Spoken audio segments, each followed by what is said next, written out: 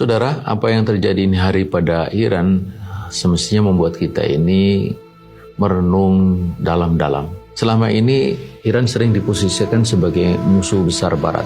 Narasi yang dibangun selalu begitu.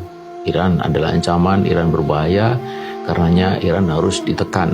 Namun jika kita menengok sejarah kawasan, kenyataannya jauh lebih kompleks. Dalam berbagai momentum geopolitik yang berjalan demikian panjang, Iran sesungguhnya pernah berada pada jalur yang secara tidak langsung menguntungkan agenda Amerika di kawasan itu.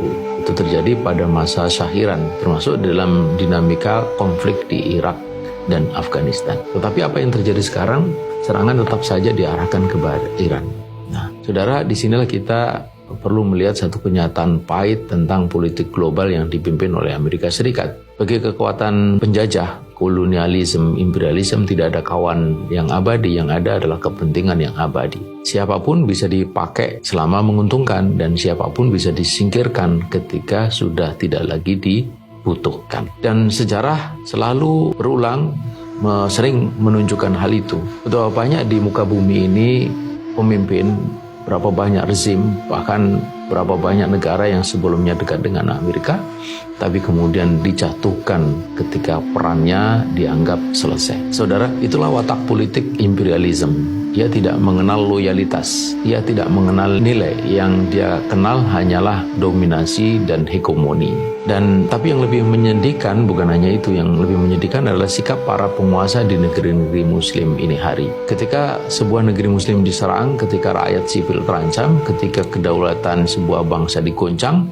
yang kita lihat justru mereka diam 1000 bahasa, para pemimpin dunia Islam itu. Tidak ada keberanian politik, tidak ada apalagi solidaritas militer. Yang ada hanyalah pernyataan-pernyataan dingin, dan pernyataan-pernyataan itu pun juga kadang-kadang kontradiktif. Laporan-laporan statistik, konferensi pers, pertemuan tingkat tinggi dan sebagainya. Dan di situ mereka hanya menghitung korban, menghitung berapa yang tewas, menghitung berapa kerugian yang dialami, berapa yang luka, seolah-olah tragedi kemanusiaan itu hanya angka. Padahal Allah telah mengingatkan dengan sangat jelas dalam Al-Quran, khususnya di dalam surah An-Nisa ayat 139, agar kita umat Islam itu tidak menjadikan orang-orang kafir itu sebagai pelindung dan tempat bergantung dengan meninggalkan orang-orang yang beriman, karena kemuliaan itu tidak ada pada mereka.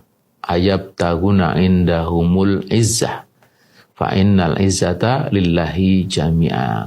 Sesungguhnya kemuliaan itu milik Allah Subhanahu wa taala semata. Jadi saudara, jika umat ini terus menggantungkan kehormatannya kepada kekuatan asing, maka yang akan didapat bukanlah keamanan apalagi kemuliaan, melainkan justru kehinaan di dunia dan tentu saja azab yang pedih di akhirat kelak. Maka tragedi yang menimpa Iran ini hari bukan sekedar konflik geopolitik. Ini adalah cermin pahit tentang bagaimana dunia Islam kehilangan solidaritas, kehilangan keberanian, dan kehilangan kepemimpinan. Dan selama keadaan ini terus berlangsung, negeri-negeri muslim akan terus menjadi arena permainan kekuatan besar dunia. Satu hal yang tentu saja sangat memprihatinkan. Sampai kapan ini terjadi?